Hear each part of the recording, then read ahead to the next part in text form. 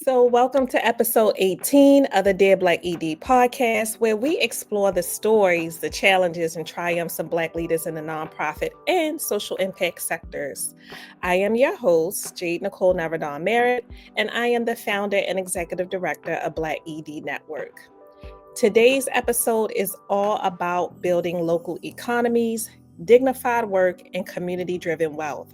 Our guest today is Jay Nwachu, a purpose-driven leader of Innovation Works and Ignite Capital, and a strategist at the intersection of social entrepreneurship and impact investing. Jay is a social impact leader committed to growing local economies and closing the racial wealth gap through social entrepreneurship and impact investing, with a background in talent acquisition and degrees in industrial and organizational psychology. And he brings a people-first approach to economic development and community empowerment. A husband, a father of two, and an active civic servant, Jay is deeply invested in leadership development, historical preservation, and faith-based initiatives. He believes everyone is born with gifts and talents, and that we all share responsibilities to create space for those with gifts to thrive. Whether you are a founder, a funder, an economic development practitioner, or a nonprofit leader, Jay's practical approach to workforce systems, community capital,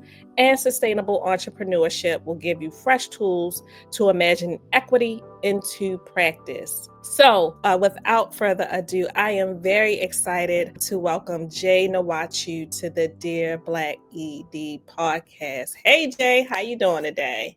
I am good. Happy Friday. Glad to be here. Yes, it is. And I will say, just take this opportunity that I've had the privilege of working with Jay in the past through Innovation Works. And so it's very exciting to come kind of full circle today. I remember that was, I don't know, maybe 7 or 8 years ago. It was some time ago, maybe almost 10.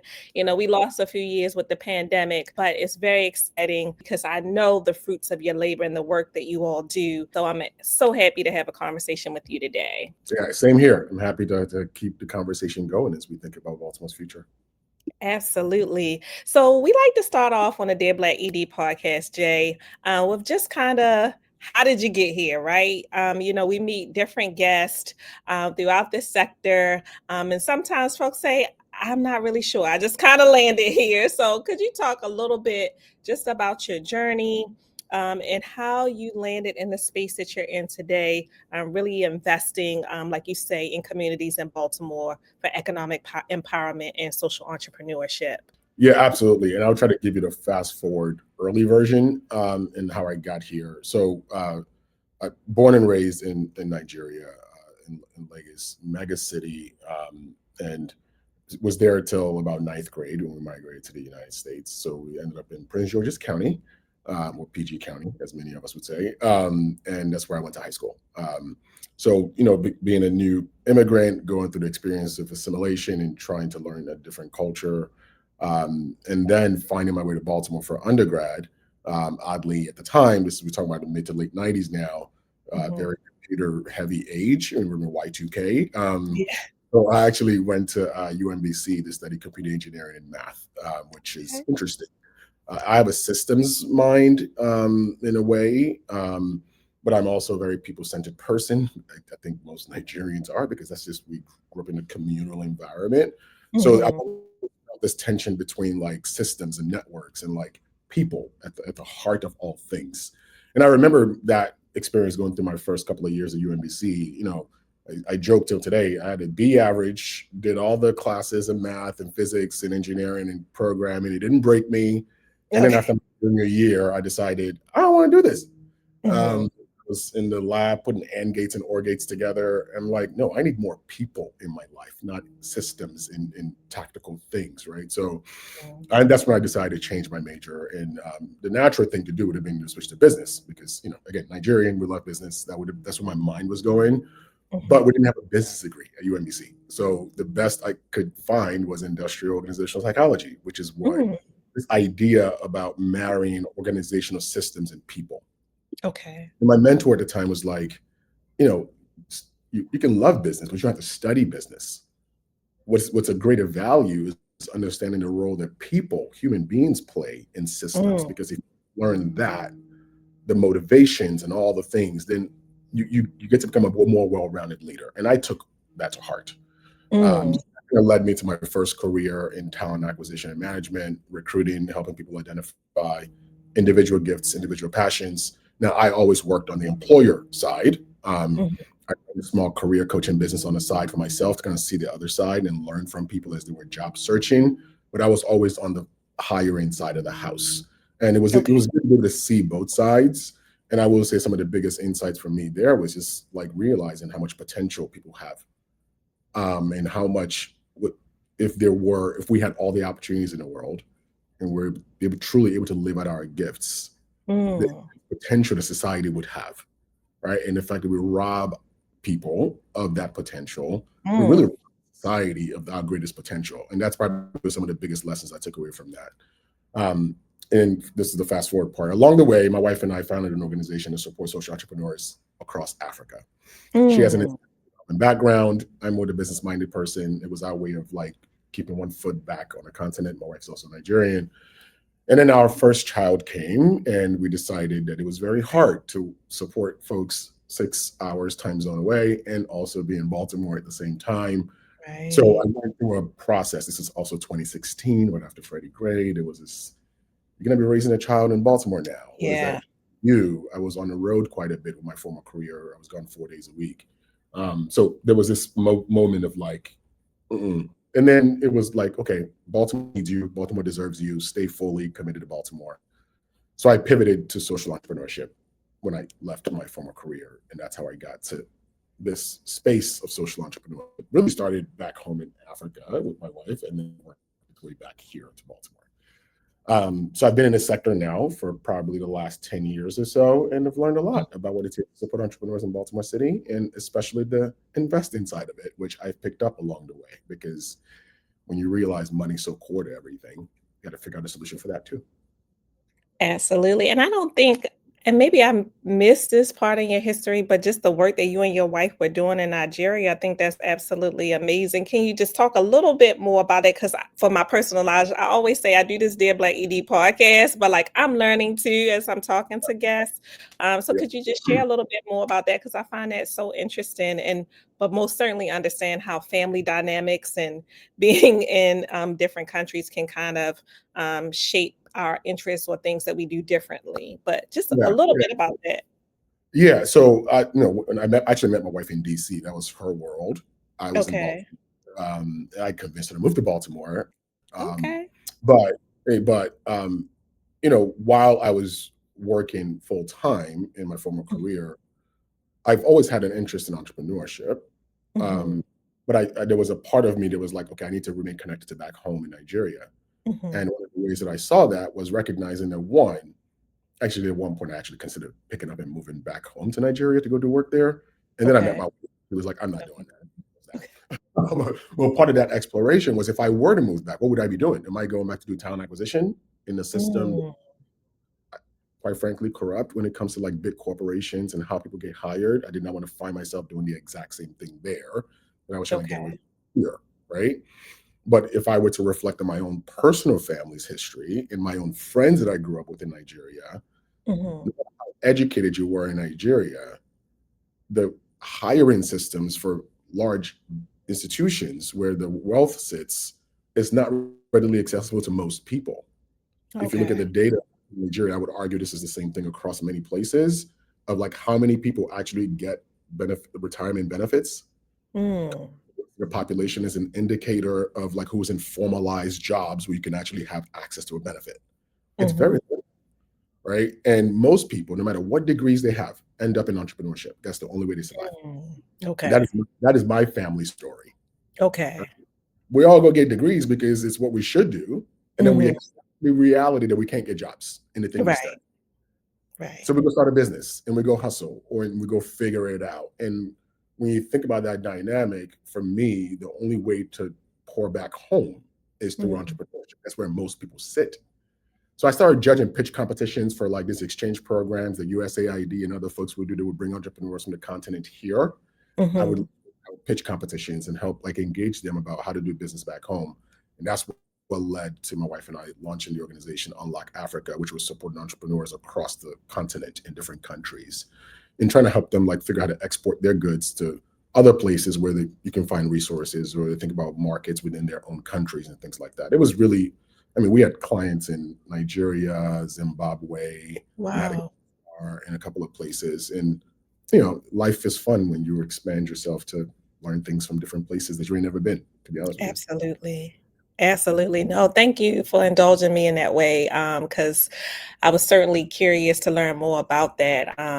And you talked a little bit just in that piece around, the expectation is you go get degrees. And so you talked about like how you started out in computer science and then you made this transition to kind of this industrial psychology. And so when you made that transition to kind of the industrial organizational psychology, how did that specifically shape the way that you design programs for entrepreneurs, as you mentioned, or workforce?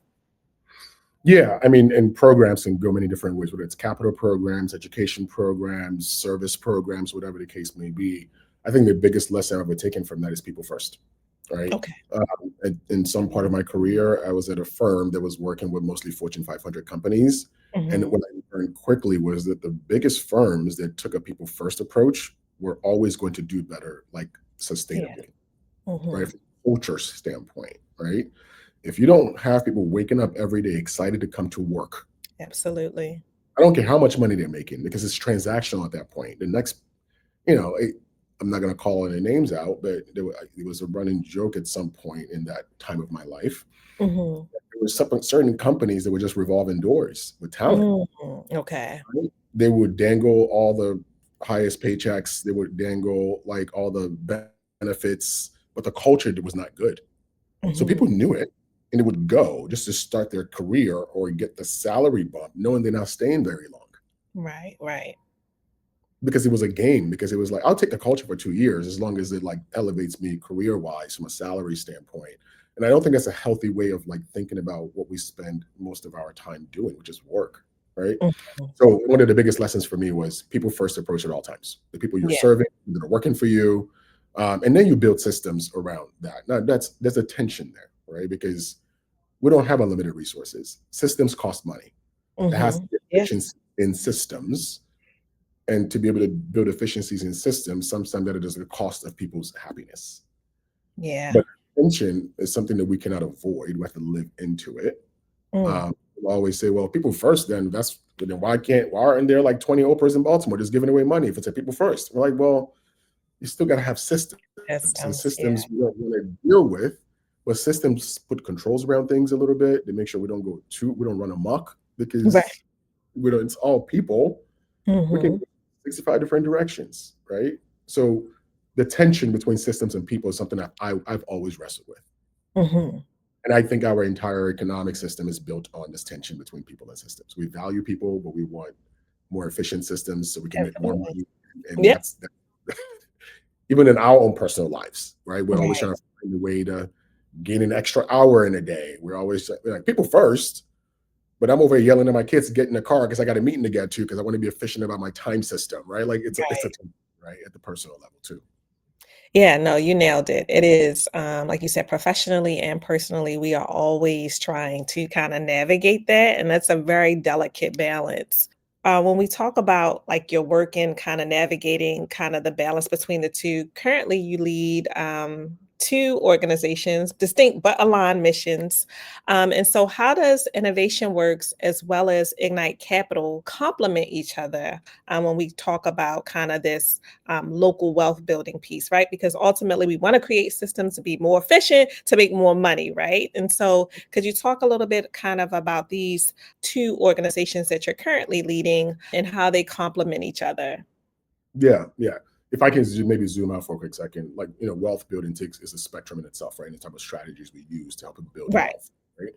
My former career was building wealth from a like go work for a corporation, earn a Yeah. good income, and bring money home so you can have wealth that way, right? That's Hmm. the way of doing that.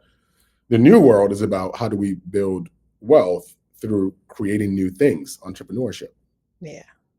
right? Through solving problems while creating new things, social entrepreneurship. And then how do we make sure that we have the right incentives and capital systems to Yes. fuel work, right? Mhm. So that's where I'm at now. So the way we've organized Innovation Works and Ignite Capital, Innovation Works has a very distinct function, and that function, you think about it in an ecosystem. What are all the things an entrepreneur needs Mhm. to be successful in the work they're doing? I don't think we cover all the things, but we try to cover the big buckets of things. Right, right. The innovation work side is about how do we help entrepreneurs just be better at running their thing, like the individual enterprise.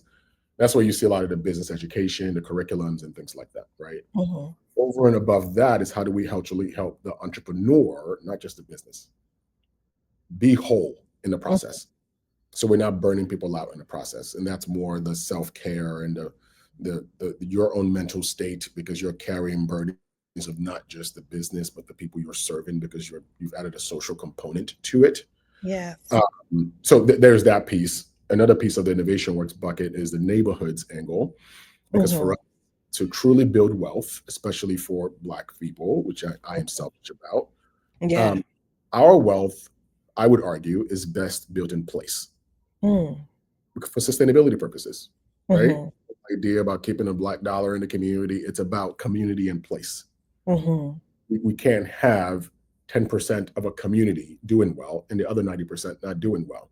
That 10% Absolutely. will eventually leave because they want more for the environment that they're in. So we can't ignore this geographic aspect of wealth, right? And build. Mhm. So our neighborhoods is really about how do we help, like, through entrepreneurship, rebuild legacy communities in Baltimore that have been chronically disinvested in for so long, right? Because entrepreneurs play a role in that. Yeah, we Right. can build more houses, build more green spaces, but if I buy a house in West Baltimore somewhere, I still want to be able to go down the street and take my kids somewhere to get ice cream at nighttime. I don't want to have to get in my car to drive across town for that. And Absolutely. and that's how we keep wealth in the community, is by keeping things in the community where I can spend my money so I don't take it to a different community to spend money. So Mhm. there's some efforts in there. And then the last one is really around revenue. How do we help entrepreneurs get access to better revenue sources so they can be more sustainable? While I love the Ignite Capital side of the house, and it's probably one of the most important things that we will do, I have to Mhm. remind folks, at Ignite Capital, you're borrowing money. Okay. The true freedom comes from earning money, revenue. Absolutely. Yeah. So let's be mindful about, let's not brag about how much more money we can borrow. Mm. Yeah. We Yeah. borrow money to fuel revenue so that we can then say, I've earned, which means I can actually take home and build wealth. Absolutely. Right. Absolutely. Then the Ignite Capital side, there's some educational components. It's really about education around systems of capital and how capital works, so that you Mm. know to take the right capital at the right time and not actually blow yourself up in the process of borrowing money. Then we lend money, and then we also help bring other lenders, investors to the table to lend money alongside us. So that's all about money, but Mhm. it's everything else. So that's how they complement each other in a way to make sure entrepreneurs have access to the key resources that they need to grow their entities. No, I think that's amazing. And I want to dig in a little bit more into around like kind of this community piece, right? The community engagement and how we're investing in communities, specifically Black communities. I'm with you unapologetically. How do we create wealth amongst our communities and our families? And so how do you ensure that some of the programs that are created by these entrepreneurs are in ways, how are they engaging some of the residents that are part of the community, right? Because we could think about ways and programs to create, but how specifically are we engaging the folks that live in the community, like the 10% and this 90%? So can you talk a little bit about how, entrepreneurs, or what are ways that we can engage some of the folks who have not had opportunity, and to get them more a part of what is happening in the community, not what's being done to them, but how they can actually be a part of it? Yeah, yeah. I mean, that's a tricky question, and I'm gonna try my best to answer it. Mhm. There's where I consider the ideal state. Like if I were to wake up tomorrow and press a reset button, this is what it would look like. And Mhm. then there's friction in the current state, right? So let's Right. start with the current state. The current state, unfortunately, is that you have tiers of how resources flow from idea from conception of idea to execution, right? Mhm. You have the entrepreneurs that are being served. I mean, the Mhm. communities that are being served by the Right. entrepreneurial idea. And the entrepreneur, wakes up one day and says, I'm going to be crazy and go start something.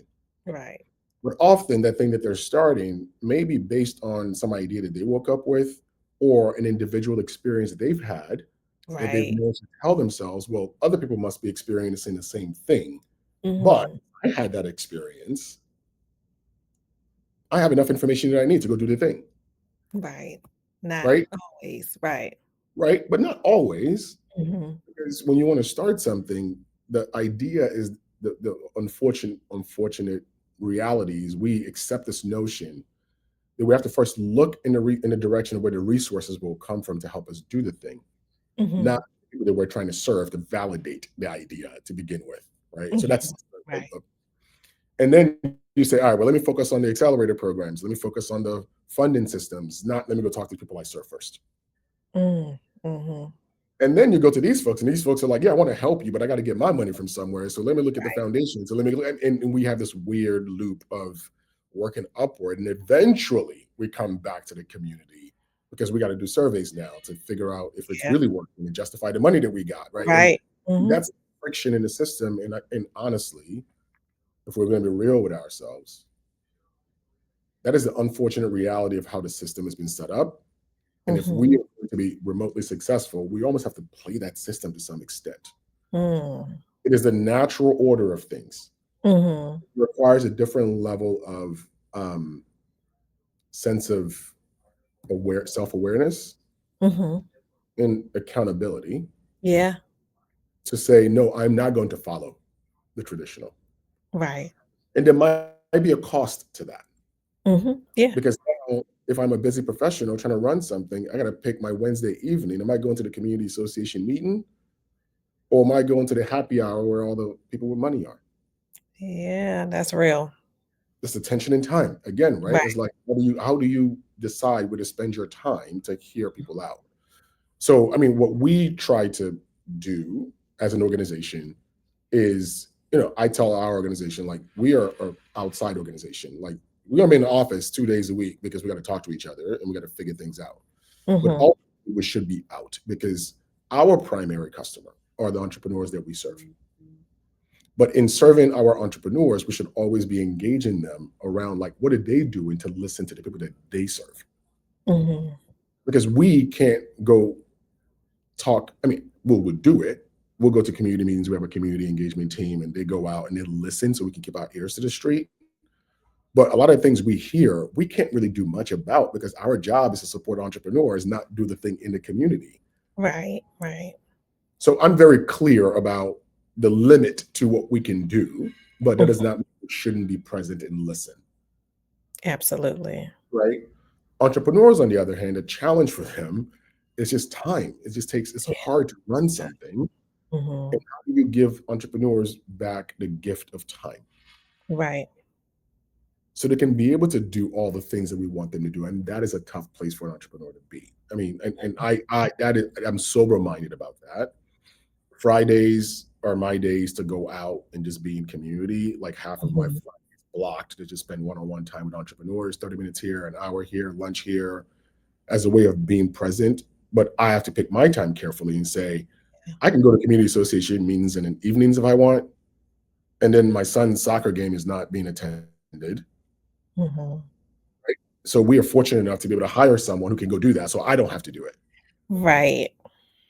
But not Yeah. everyone can do that. And that's the sober reality. Now, the Mm. ideal state is that we don't have this hierarchical structure Mhm. where the resident is relying on the founder of the nonprofit or the business to then go for, then they're the ones talking to this group, and then this one is talking to this group, and then this one is talking to this group, because the more we do that, the more we put a distance between those with the most resources and the least resources. Mm. In an Yeah. ideal world, we're all in the same room together. Right. The leader of the Absolutely. foundation, the nonprofit leader, that resident, we're all sitting at the same table as human beings and calling each other out, because at the end of the day, we all have to live with whatever legacy we leave behind, and Mm. we power structures in between us. Yeah. That's the ideal state. Yeah, no, that's very profound because as you're talking about, entrepreneurship and time, that's the most expensive currency is your time, right? And how do you create, like, as we keep naming, this very delicate balance of how we show up for others and how we're also showing up for ourselves. And so that is a constant battle for myself. I want to kind of dive in a little bit now when we talk about like kind of racial equity, right? And so we talk about investing in Black communities. And then we look kind of at the larger kind of political landscape and where we are in these times.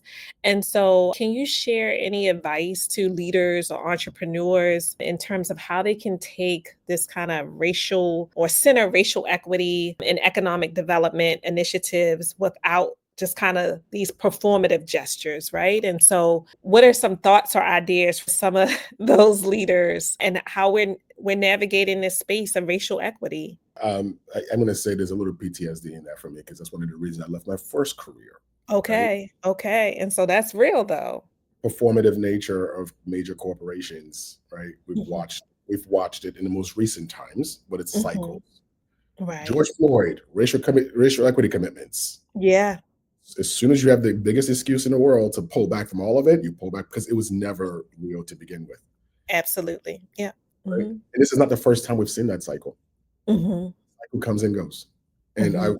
always said it feels like it's the same pot of money just being rotated from one tragedy, post tragedy response to the to Yeah. another, right? Mhm, It's quite sickening. And don't get me wrong, I still have a lot of friends who are in those systems as chief mhm. diversity officers and trying their best, and good people trying their best to shift institutions. Yeah. But at the end of the day, they got one job for an entire institution, and that's difficult. So there's a little bit of that for me, and it shows up even in the work that we're doing. And with some naivete, I will say, when Mhm, I was all right, I'm just going to focus locally. I'm like, all right, it's going to be a little bit easier to have these conversations. Because of course, the truth is just the truth. mhm.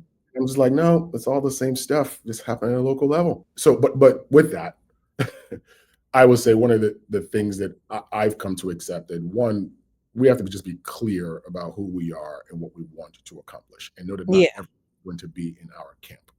Mhm, So I look at founders in the face and I say, hey, if you say you want to be a social entrepreneur, how much do you really believe in that social? It's okay to just say, I want to go make some money. mhm. Be honest And it's with okay, yourself. we'll deal with that later. And that's Yeah. fine. Yeah. Not everybody needs to do it. Mhm. You'll make a bunch of money. And then when you make that money, then you come back and support all the social entrepreneurs, right? Like, I don't care how you get there. We all going to get there one way together, right? Right. Let's just Right. be real with ourselves about what we say we're doing and then talk about accountability measures to make sure we are being held to it. Mhm, So that's the mhm, first thing is being real with ourselves. mhm, And then I also appreciate, I recognize the tension and like the roles people have. mhm, You're running a grassroots organization and your board are the people you put there. mhm. You have chosen to play a role in a system that is very incredibly important. Yeah. You say all the things that some of the others need cover because they can't always say it. Right. We all play a role. I guess it's the biggest thing I've come to learn. Whether I like it or not, I go to bed every night reconciling the fact that my call in life is to sit in these middle spaces. Okay. I always sat in the middle space, no matter private career. Now, I am the one who goes between worlds. Doesn't always feel good. Sometimes I wish I could just say everything I wanted to say, I got you. right? That's Um, real. I mean, but it's not. That's not always the case, right? There are some Right. people who I'm like, you go say it. I'm gonna Right. come behind you, right? And I'm gonna try to put it in their language so they can see it a little bit. Um, Right. we all have a role to play, and we again, that's where it comes to gifts, right? We all have our gifts, and we all have the opportunities that we've been provided, and we need to just know our lane and just know that we're on the same page and we're heading in the right direction, though, because you got to know who's in your tribe, right? And Yeah, absolutely. in this climate that we're in right now, I will say one of the things that I've been recognizing and trying to challenge myself and my peer on is that we have to recognize that in Baltimore City, we do have one thing in our favor. The number. Mhm. You don't have to run around and say, I'm only fighting for Black people. If you're fighting for the economic development of Baltimore, you are fighting for Black people because it is the majority of the population. Absolutely. Absolutely. Whether you say it or not, it's almost irrelevant. Mhm. start running away from it because you think of potential political pressure, Yeah. Mm-hmm. that's a different stance. Mm-hmm. I watch my peers like, okay, maybe we're just not going to use this word in our annual report, or we're going to take this word off of our website. Mm-hmm. I'm like, do whatever you want. At the end of the day, is anything going to change by the people that you're serving and how you're serving them, right? Mm-hmm. Ideally, serving may want you to leave that word there, but if in your calculus it is going to strip away resources that will never get to them, Mm-hmm. find a way to communicate it to the people you're serving, so help them understand why you're doing that, and that Right. if you're not, what your actions aren't going to change. That is important. Is to communicate your tensions that you're dealing with the folks that you're serving. We have not chosen to do anything different. And it's really because the people who are going to be in our tribe are going to be in our tribe. We already know who they are. Absolutely. And those folks, no, they're doubling down. Mm-hmm. So there's no need chasing the people who you have to convince to be in your tribe. Mm-hmm. I'm not in the convincing business. That's the Lord's business. It ain't mine. Like, Amen. Amen. I mean, don't get me wrong. I play a role in Right. many conversations about like how do we expand perspectives, and part of that is some convincing. Don't get me wrong, right? Right. But it's only with so much of that you can do without losing yourself in the process. And I'm very That protective. part. Like, I mean, like I got to be able to go home and sleep at night too. Like, I'm not going to have all types of crazy conversations with people who just are coming from a completely different place. Absolutely. No, I think you hit on something just around, and I appreciate that perspective. And I hadn't thought about it because I sit with the fact that I lead an organization called the Black Executive Directors Network, right? And when you talk about organizations, and particularly now how folks are strategizing, do I delete this word from my website or do I not say this? But the one piece that you said that was very profound and just hit me was just around like, if we are in Baltimore City and we know that Baltimore City, the majority of the folks, I think it's like 60 something, over 60 something percent of residents are Black or African American, it speaks for itself, right? And so a lot of the efforts that we do, if we just really continue to speak to our work and drive in our mission, the folks who get it will get it, right? And the folks who are in our tribe, as you noted, will continue to support and engage with the work that we do. But yeah, that just hit me because I'm like, I know we were just kind of having conversations like, people were asking, are you changing the name of your organization? Are you changing your mission? And then, you have some folks that's like, no, I'm standing 10 toes down, or maybe I might tweak this. But when you name the thing, people who get it, right? And so thank you for sharing that because I needed to hear that. I mean, let me also offer this. I mean, at the end of the day, let's come back to the fact that we can't underplay the role of the role of results, right? Right. So if Mm-hmm. I sit across from an elderly white gentleman today who Mm-hmm. loves Baltimore as much as I do, Mm-hmm. at the end of the day, we all want the same thing: a better Baltimore where they feel safe, I feel safe. They can go hang out, I can go hang out, right? Yep. What if I can convince that person that like the work that you're doing Mm-hmm. is supporting those people who are leading organizations that are going to help Baltimore become that place that actually he desires, right? Like he's not about to go do the work, No, he's not. Mhm. right? But if the work is going to get him to a place that he wants to be also, Mhm. it doesn't matter what you call yourself as long as he sees the results that he imagines he wants to see, whether they're aligned or not is a whole other thing. But at the end of the day, let's talk about like what is it that we're actually trying to accomplish. And if we can align ourselves on that, then what we call ourselves is not as relevant anymore. Right. I want people to be able to reconcile with that a little bit more.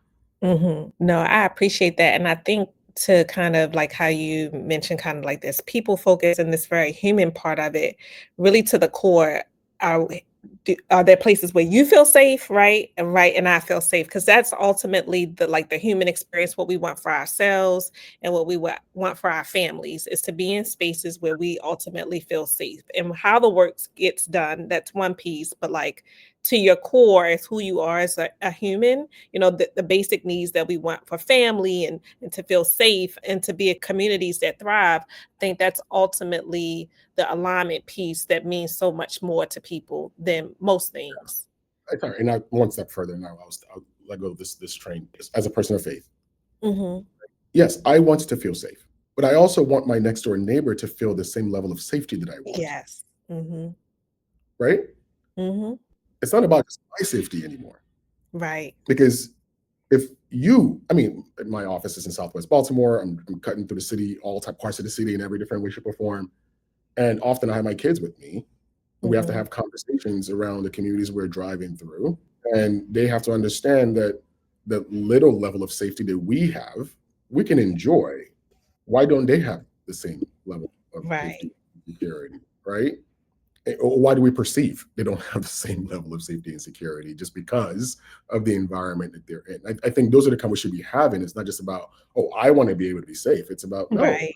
if you're safe, then I'm definitely going to be safe. Absolutely. No, I love that piece, Jay. I really do. No, I think this is a really great conversation. And one thing that I wanted to just take a moment and just for you to speak to just the entrepreneurs that you have been investing in, right? And the work. And we talk about how we had entrepreneurs are not just building, communities, but also legacy for themselves. And so can you share an example, whether it's, Innovation Works or through Ignite Capital, or how you all have helped, or a success story, an entrepreneur or community member achieve a sustainable business or success in their business? Any success stories that you can share with some of our listeners today? Yeah, and I'm not supposed to pick favorites, so that's one thing. So And then maybe you don't have to name them, but an no, I example. won't name them. I'm just gonna say for anybody that's listening, I put some names in a hat and I just picked one, and that's how I got Okay. into it. So I mean, it's funny.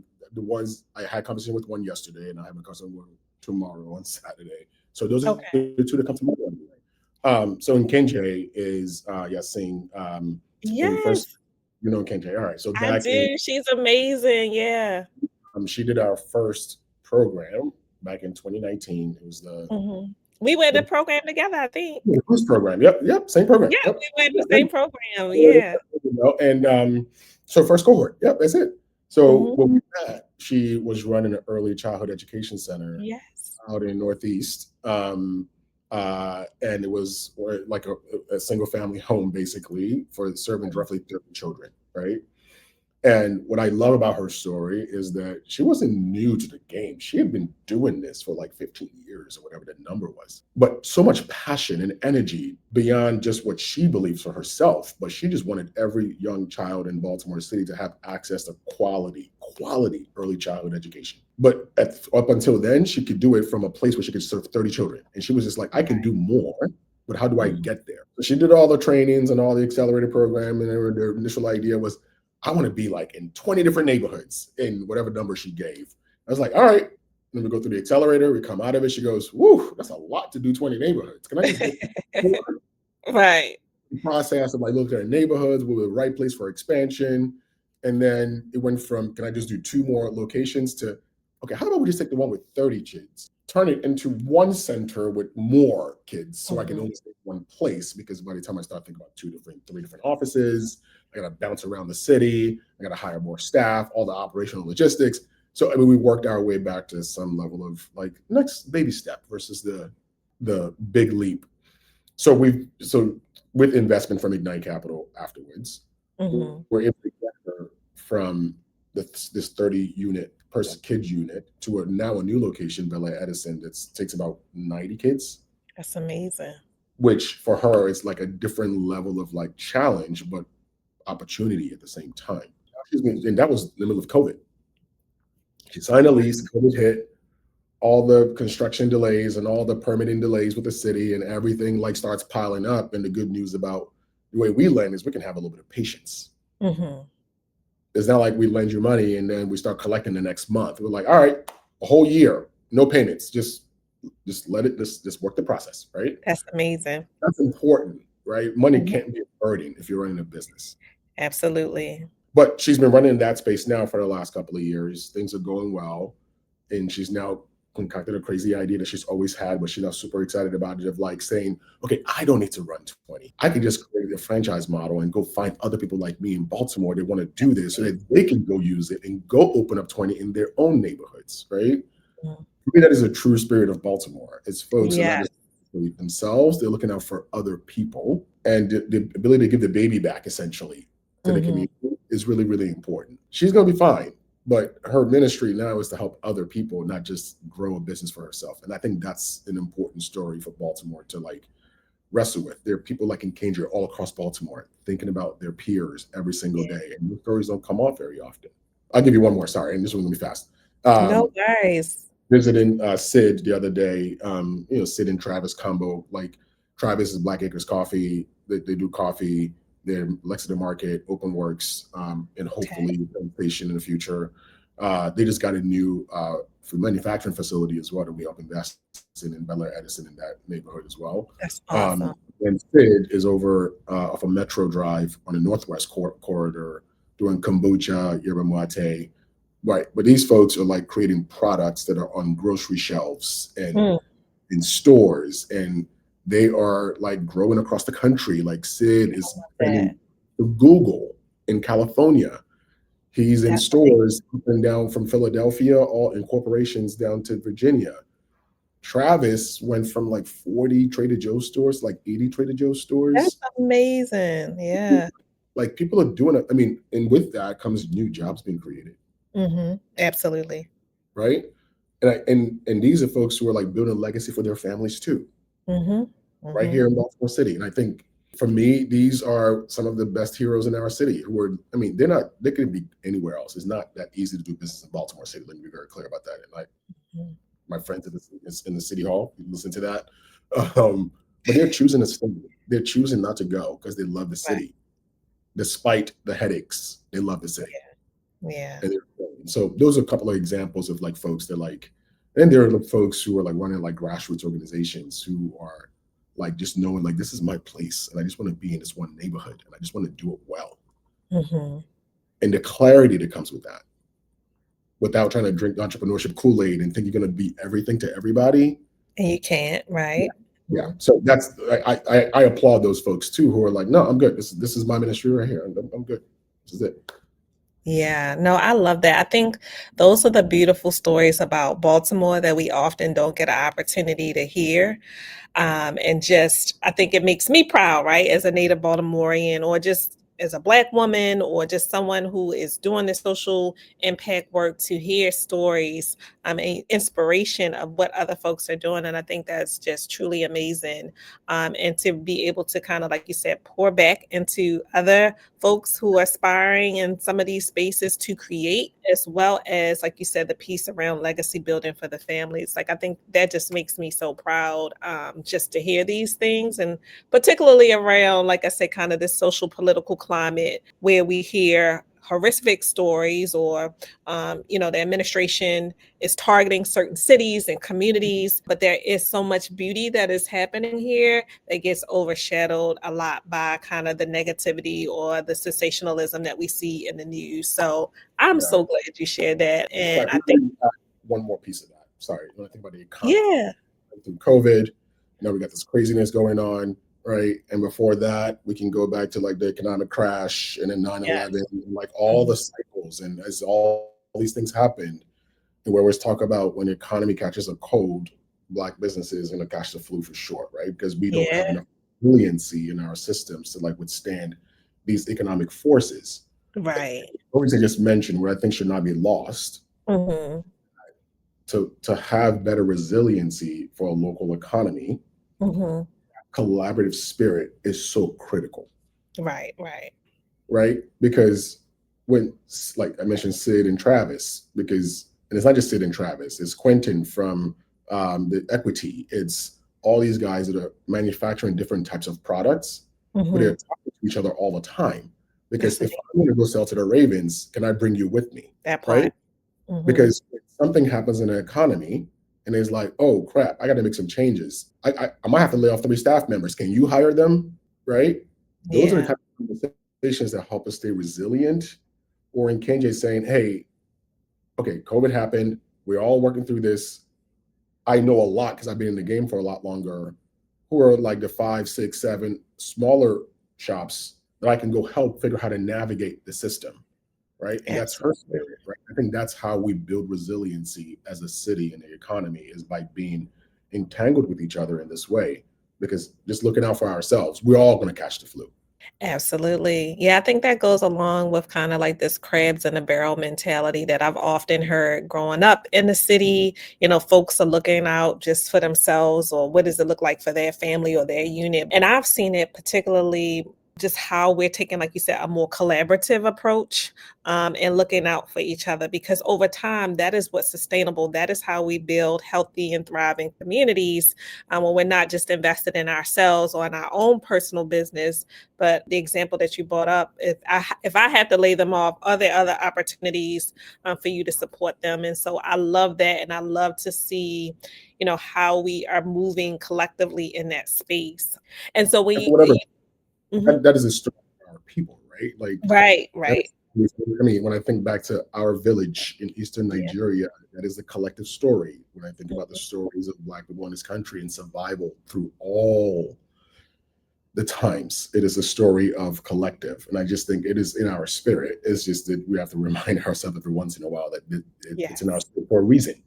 yeah, So I just put that out there. It's like it's not new, right? This is just who we are. right. It's wired, and we just need to lean into it more. And it's nice to see, especially when the forces are against you. It's a lot Yeah. easier to do this. No, and you're right. To be reminded that we do come from this kind of, like you said, communal spirit, but sometimes along the way, those things get lost. And even having this conversation with me today is a reminder of what it looks like and what things can be. And so I appreciate that very much. And I know you were talking about even kind of like, this flu concept, right? If one person catches it, we all catch it. And particularly when we talk about Black businesses, Black entrepreneurs, what are some of the metrics, if you could talk about just for a bit, or indicators that would kind of prove this kind of economic impact? And so whether it's that, jobs, or, wage growth, or business survival, what are some of the metrics, particularly in your role, and how you measure this kind Yeah. of economic impact? Yeah. First of all, I'm gonna say shout out to Angel St. Jean who helped work with us for the last year to help reimagine our impact measurement framework. So we have a new one, and I don't remember all the frame aspects of it, but I mean it's on a long document. But you called out some of the things, right? And the way we think about impact at the moment is that there's the short-term impact that you want to see right now, right? It's Mhm. how many businesses are we supporting? That isn't more KPI stuff, right? How many of them are hiring more people? How many of them are able to like secure new investments into their business because it's a signal that the market is responding in some way, shape, or form? Right, right. How many of them are able to? How many of them are entering like new physical property locations, like commercial spaces, right? So Mhm. our surveys, we ask those questions just to see like where things are shifting. But those impacts alone, again, they're just KPI dashboards to tell you where things are going. It doesn't necessarily mean sustainable impact. It just means we're Right. stepping in the right direction, right? Mhm. We shift to the next level of impact measurement, and we start talking about like, okay, when you're creating those jobs, are those jobs sustainable long term? Are they paying a livable wage? Oh, are Mhm. you offering insurance? That Because part. wealth is not just income, it's the security and the insuring of the wealth, and it's Absolutely. their retirement account. It's all those other things. Like now, wealth building has many dimensions to it. Create the Mhm. job, yes, but how do we make sure the job sticks, and then we wrap around other wealth building measures around it? That's Mhm. important for the founder and for their employees, Yes. right? Yes. If you're going to enter a secure physical space, that's great, but can you actually sustain this long term with how much you're making? So that, or is there an opportunity for you to buy it at some point? Is another way of accumulating, Right. right? Mhm. That's again next level. Like we're starting to go in this direction, like personal. Did you Mhm. make more money than you did last year? Mhm. Right. That's first level. The next level is okay. How are you using that money? Right? Are you saving Right. up for it, or does the business have a savings account so that when you Mhm. flu comes, you actually have resources for resilience, right?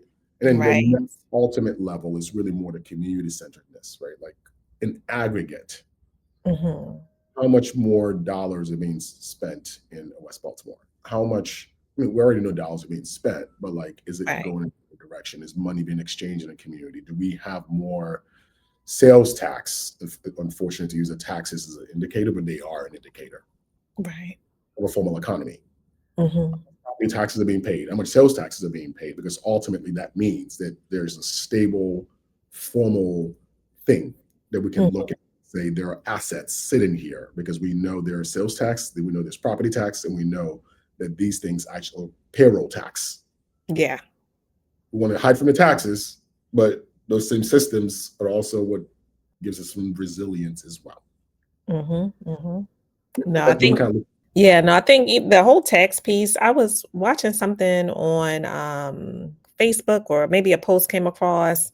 I mean, there was someone talking about how they didn't know that like taxes were assessed quarterly or something, and they had missed it. And I think, like you said, kind of understanding the systems and the pieces in place, even those things that he just said, like I wasn't knowledgeable about, or I completely missed, and how that impacted his business, because now there's like an accumulation of, sales tax that now needs to be paid back. And so were you properly allocating for those things? And I hadn't, and so to your point today, like that just kind of reminded me, like, yes, that's a very real thing that we need to think about as well. I mean, for whatever it's at the macro level, and there's different schools of thought around this, and that's for a different day. But when you look at it from the state and the city side of things, right? About political power.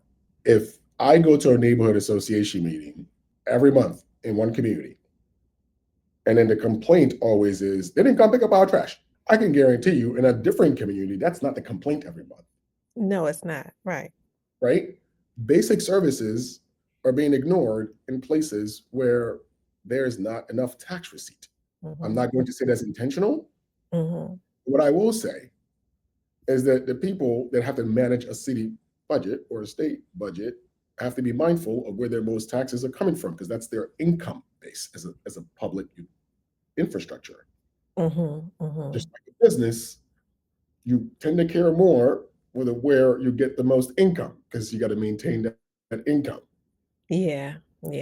And if we're not pouring in the income, we're always going to be on the receiving side of aid, not dictating policies, strategies, because we don't have the power. I hear you.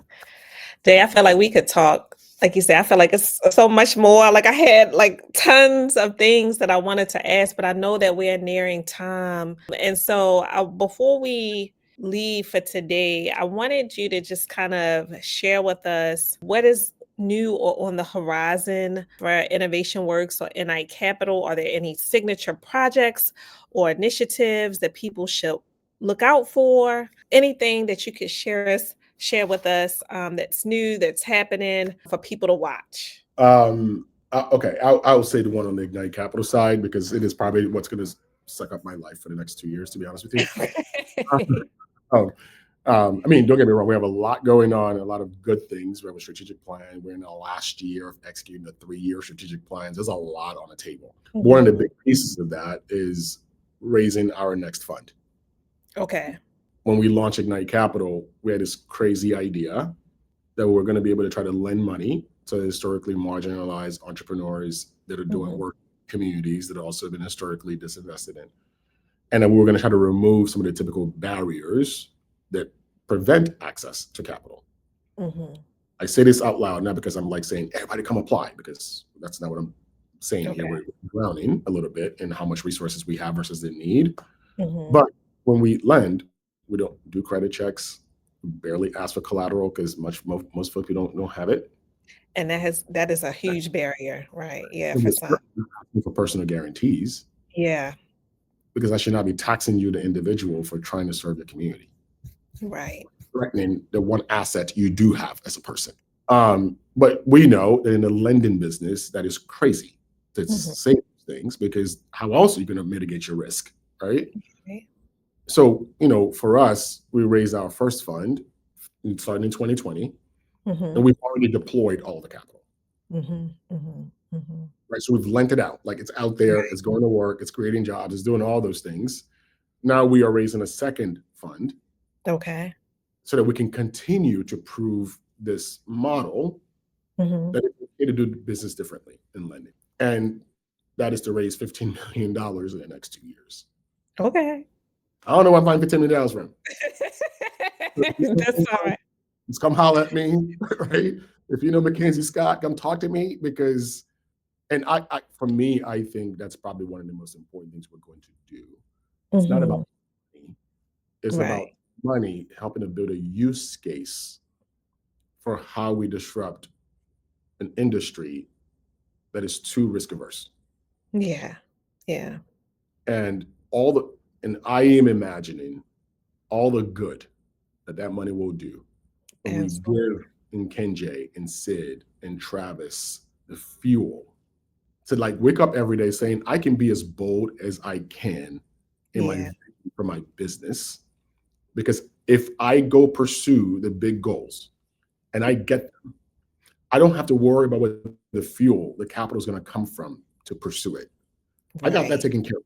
I can wait. It's a different sense of waking up as an entrepreneur every day, knowing how bold you can be Yes. and not being fearful of like, oh, if Tira Price said I can put my coffee in every single floor in every single office, will I even have the money to buy the inventory?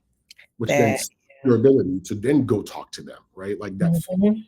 freedom to be fully creative and fully bold. And capital does that. Some of our biggest companies is because a bunch of investors just kept pouring more. I mean, and then they're not even profitable anyway. Like, look at WeWorks, blew Yeah. up, billions of dollars Yeah. lost because a Yeah. bunch of investors kept pouring and pouring. It kept being bolder and bolder and bolder, foolishly bold, but Mhm. bolder and bolder.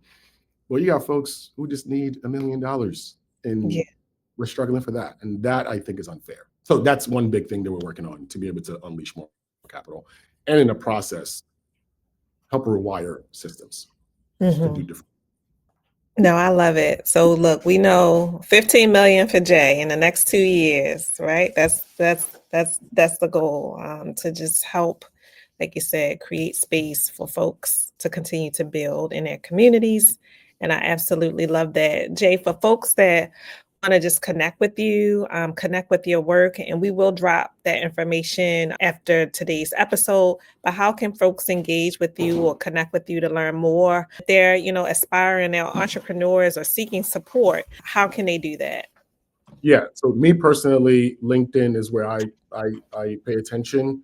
So find me there. For the Mhm. organization itself, we are on all the socials, Innovation Works Baltimore, IW Baltimore, or Be More. My team tends to pay attention to those. And then on our website as well. There's an email address on the website that you can reach out to. And we try our best to be attentive to those as well. But it's a lot of information on our website to know, again, like who's in your tribe, right? Like we're pretty clear who our tribe is. We're not trying to solve for everyone. So look at the website and decide, are we your tribe or not? Because Mhm. we need people that want to ride along this vision that we have. Absolutely. I love it. Well, thank you so much, Jay. This has truly been an enlightening conversation. It's always great to just catch up with you. I've always created space since I've kind of went through the first boost program to just kind of connect with you, bounce ideas off of you. So I'm appreciative of you kind of creating that community. And like you say, just kind of being people focused and creating space. And so thank you for that. And thank you for being our guest today on the Dear Black ED podcast. Thank you for having me, and thank you for elevating the voices of those doing some seriously hard work in the city. Appreciate you. Thank you so much, Jay. And so, wishing you all well until our next guest comes on for episode 19. I can't believe we've done this is our 18th episode. Thank you all to our listeners for continuing to rock with us and listen along. And we will see you next month. Thank you so much.